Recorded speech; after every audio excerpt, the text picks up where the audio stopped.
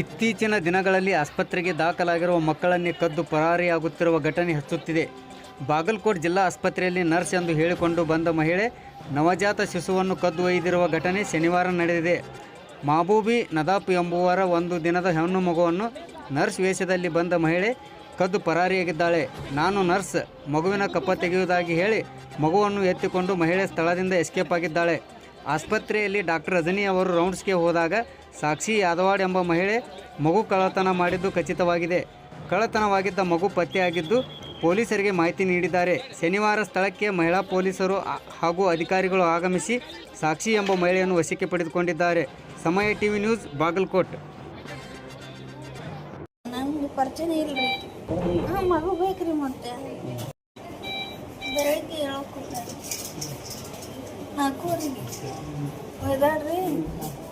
ತಂದು ಕೊಡ್ತೀನಿ, ಕಪ್ಪ ಆಗತ್ತಂತ ಹೇಳ್ಯಾರ. ಯಾರಂದ್ರಿ? ಈ ಸಿಸ್ಟರ್ ಅಂತ ಹೇಳ್ಯಾರ, ಬಂದಾಡ್ರಿ.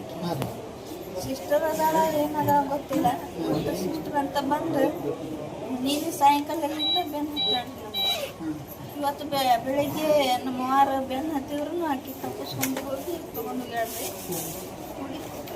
ಬೆಳಿಗ್ಗೆ ಎಷ್ಟು ಗಂಟೆಗೆ? ಬೆಳಿಗ್ಗೆ 4ಕ್ಕೆ ಬಂದಾಳ್ರಿ. ಆಕಿ 4:15 ಹೋಗ್ಯಾಡ್ರಿ.